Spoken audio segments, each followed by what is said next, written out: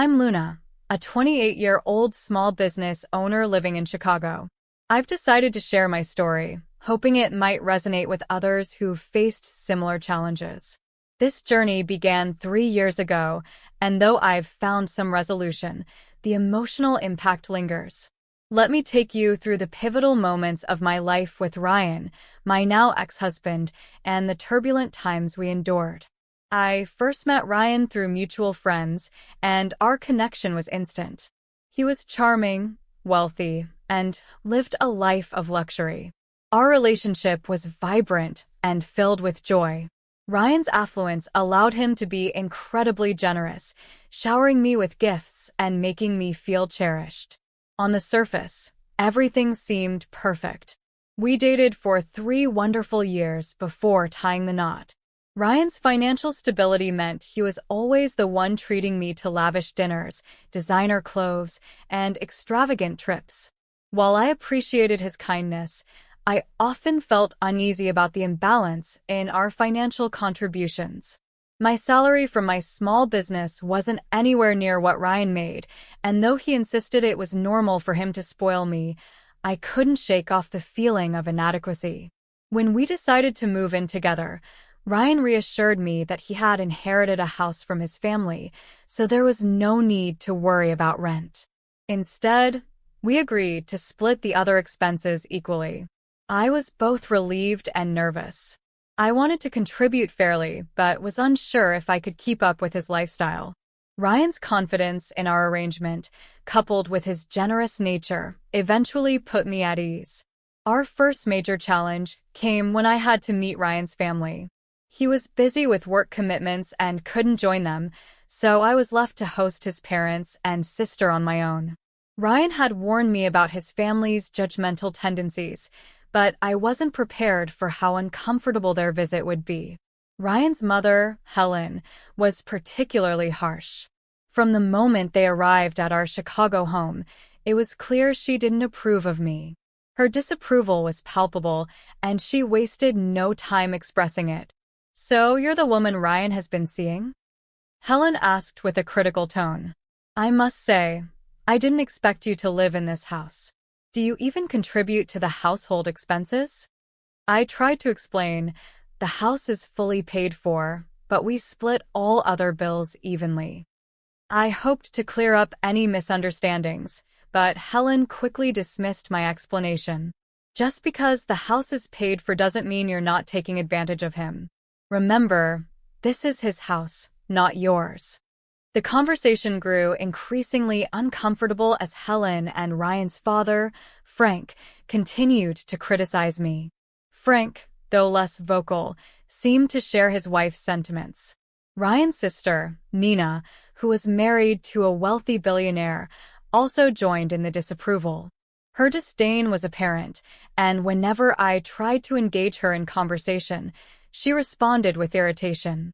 Despite my efforts to bridge the gap, Nina only seemed interested in one-upping me with her tales of luxury. "I'm married to a billionaire," she'd say with a smirk. "It's a different world compared to this." The visit left me feeling isolated and disheartened.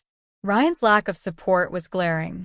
Whenever his family criticized me, he'd brush it off, suggesting that they meant well and that I was overreacting. This dismissal only compounded my feelings of discomfort. Months later, we planned an engagement party in New York. I was excited but apprehensive about how Ryan's family would react. Despite our agreement to split the expenses, his family's criticism of my spending continued. Helen's harsh comments about my expenditures only added to the growing tension. Ryan's failure to stand up for me during this time made me question whether our relationship could withstand the strain. At the engagement party, the atmosphere was strained. Helen's criticism was relentless, targeting everything from the cost of the party to my spending habits. "You shouldn't have splurged so much," she remarked sharply. "It's as if you're draining Ryan's account before you're even married. At this rate, you'll end up with a backyard wedding." Ryan didn't defend me. Instead, he seemed to align himself with his family's viewpoint. This made me feel even more alienated and unsupported. Despite our agreement to split the costs, the criticism from Ryan's family and his inability to stand up for me were deeply hurtful. The turning point came during a special dinner celebrating Ryan's recent promotion. We had planned a grand event to mark the occasion, hoping to lift our spirits after all the tension. I had arranged everything meticulously, wanting the night to be perfect. But as the evening unfolded, it became clear that the underlying issues were far from resolved. Helen took the opportunity during her speech to publicly humiliate me. "I want to thank everyone for being here to celebrate Ryan's success," she began. "But it's unfortunate that his good fortune didn't extend to his choice of partner. It's clear that he's been supporting a leech, and it's a shame that he has to work so hard to maintain her lavish lifestyle." Her words hit me like a ton of bricks. I was devastated, feeling as though my worst fears had been confirmed. Ryan's agreement with his mother's accusations and his own remarks about his financial strain pushed me to my breaking point. The public humiliation was the last straw. The night of Ryan's promotion dinner was a pivotal moment, one that left me feeling utterly betrayed and humiliated. As Helen's words echoed in the room, I couldn't believe what I was hearing. The term leech was harsh and cruel, and it wasn't just the insult that hurt, it was the fact that Ryan seemed to agree with her. The weight of that public humiliation became unbearable. After Helen's degrading remarks, I tried to keep my composure. I forced a smile and engaged in light conversation, but inside, I was crushed. Ryan, on the other hand, avoided eye contact and said little. The evening that was supposed to celebrate his success had turned into a showcase of how alienated and unsupported I felt. When we got home, I confronted Ryan. "How could you let your mother speak to me like that?" I demanded. My voice shook with emotion. "And how could you agree with her?" Ryan looked uncomfortable but offered a weak explanation. "I don't know what you want me to say, Luna. My family is, well, they are who they are. I can't always control them. But you could have stood up for me." I insisted. "You're my husband. I need you to defend me, not side with them." Ryan's response was dismissive. "I didn't want to make things worse. You know how my family can be." That night, I lay awake, feeling like a stranger in my own home. I couldn't shake the feeling that this was more than just a disagreement. It was a deep-seated issue with no easy resolution. The support I had hoped for from Ryan seemed non-existent, and his alignment with his family's views only compounded my distress. The days following the dinner were tense. Ryan was distant and avoided discussing the incident. Instead, he buried himself in work, leaving me to navigate the fallout on my own. I tried to reach out to him, to talk through our issues, but each attempt was met with indifference. It was during this time that I sought solace from my mother. She had always been my rock, offering unwavering support through my life's ups and downs. I visited her in Denver, hoping that a change of scenery and some maternal comfort would help me clear my head. My mother listened patiently as I poured out my heart. "Luna, you don't deserve to be treated this way," she said gently. "I've always known you to be strong and capable. If you're unhappy, you need to take action. You can't let anyone, not even Ryan, make you feel less than you are." Her words were a balm to my wounded spirit. She encouraged me to think about what I truly wanted and reminded me of my worth. With her support, I began to seriously consider my options. Back in Chicago, I started taking concrete steps to address my situation. I began the process of divorce, though it was a difficult and emotional decision. The thought of ending my marriage was daunting, but the lack of support from Ryan and his family had become too much to bear. As I initiated the divorce proceedings, Ryan's behavior grew more erratic. He began to harass me, making the separation process even more challenging. His attempts to undermine my confidence and make me feel guilty for leaving only reinforced my resolve to move on. To escape the constant tension, I decided to relocate.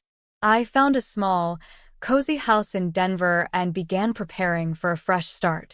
The move was both liberating and overwhelming. I was leaving behind not just a city, but a life that had become fraught with emotional turmoil. In the midst of packing up my belongings, I also made the difficult decision to resign from my job. My small business, which had been a source of pride and stability, needed my full attention. It was time to focus on nurturing it and rediscovering my independence. The separation was tough, and the harassment from Ryan continued to haunt me, but the support from my mother and the promise of a new beginning helped me persevere. The journey was far from over, but I felt a growing sense of hope and determination as I prepared to start anew. Starting over in Denver was both exhilarating and daunting. The change of scenery was a welcome shift from the oppressive environment I had left behind, but the reality of rebuilding my life was setting in. The process of divorcing Ryan was underway, and each step felt like a small victory in my journey toward reclaiming my independence. My new home, a quaint house on the outskirts of Denver, became my sanctuary. It was modest but cozy, a stark contrast to the grandeur of the house I had shared with Ryan. As I unpacked boxes and arranged my belongings, I felt a sense of empowerment. For the first time in a long while, I was doing something solely for myself. The separation from Ryan, however, was not without its difficulties. Despite the legal proceedings, he continued to harass me with phone calls and messages. His attempts to make me feel guilty were relentless, and he tried to undermine my confidence at every turn. But instead of succumbing to his tactics, I found strength in my new surroundings and the support from my mother. My business, which had been a side project while I was married, became my main focus.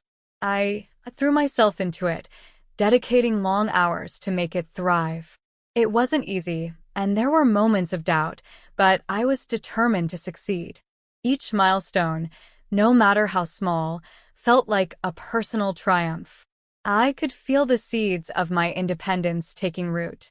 One afternoon, as I was working on a new project, my phone rang. It was an unfamiliar number. I hesitated before answering. "Hello. Luna, it's Nina," came the cold voice on the other end. I had not expected to hear from her. Nina, Ryan's sister, had always been particularly critical of me. Her tone was dismissive. "I just wanted to let you know that Ryan is falling apart. His career is taking a hit, and his personal life is in shambles." I listened quietly, my emotions a mix of vindication and indifference. "Is that so?" "Yes," Nina continued. "I thought you should know. I don't expect you to feel sympathy, but I thought you'd be interested."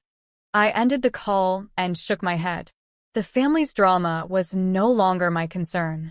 My focus had shifted to my own recovery and growth. I didn't need their validation or their interference in my life. The new chapter was filled with small victories. My business began to gain traction, and I started to feel a renewed sense of purpose. I even began to explore dating again, cautiously opening my heart to the idea of new relationships. It was a process of rediscovering who I was and what I wanted from life. One evening, while attending a local networking event, I met someone who seemed genuinely kind and supportive. His name was Alex, and our conversation flowed effortlessly. We shared similar interests and values, and he seemed genuinely interested in me as a person, not just as a potential partner. It was a refreshing change. As weeks turned into months, I continued to rebuild my life. The harassment from Ryan eventually subsided, and the legal aspects of the divorce were finalized. I felt a sense of relief and accomplishment. I had faced countless obstacles and emerged stronger and more self-assured. Reflecting on my journey, I realized how far I had come. The toxic environment I had once been trapped in was behind me. I had taken control of my life, focusing on my business, my well-being, and my future. The emotional scars remained, but they served as reminders of my resilience and growth. In Denver, I found not only a new home but also a renewed sense of self. I learned to value my own worth and to seek out relationships and opportunities that aligned with my values and goals.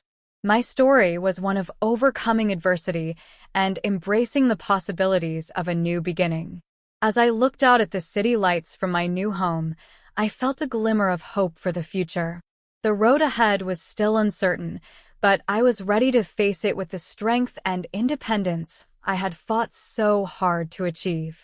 As the months passed, Denver became more than just a place I had moved to. It became a symbol of my transformation.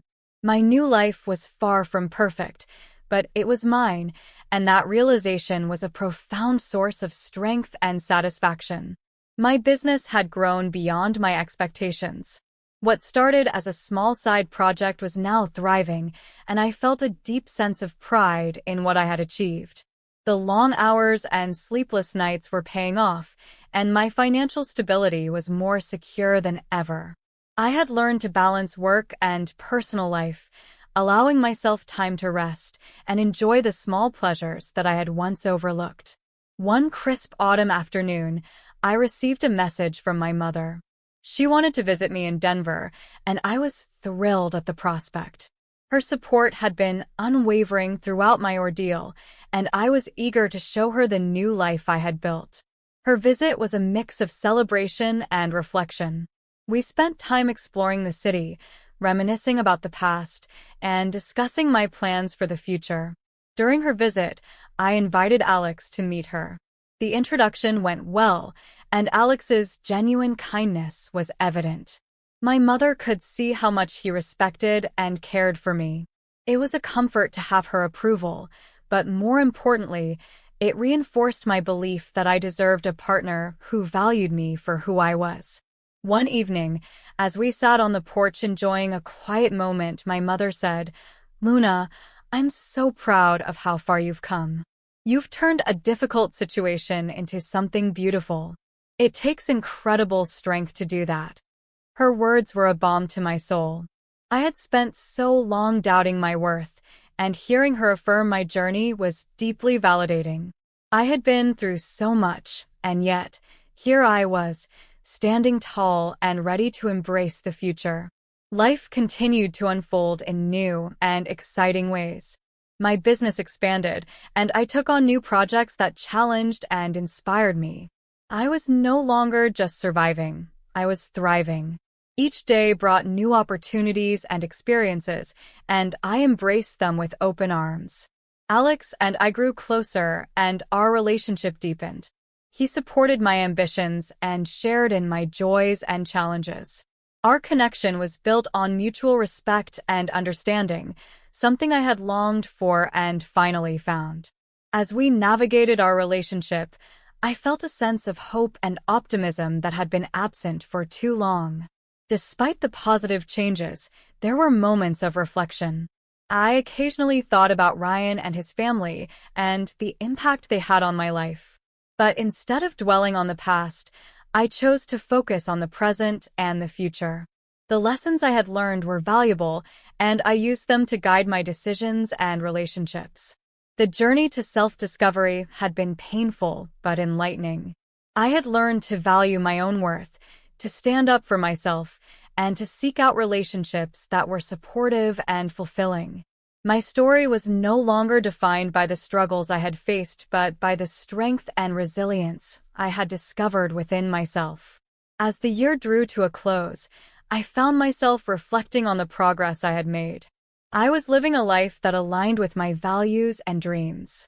The emotional scars from my past were still there, but they no longer held power over me. Instead, they served as reminders of my strength and my ability to overcome adversity. With each passing day, I felt more confident in my new life. The future was bright, and I was ready to embrace it with all the promise and possibilities it held.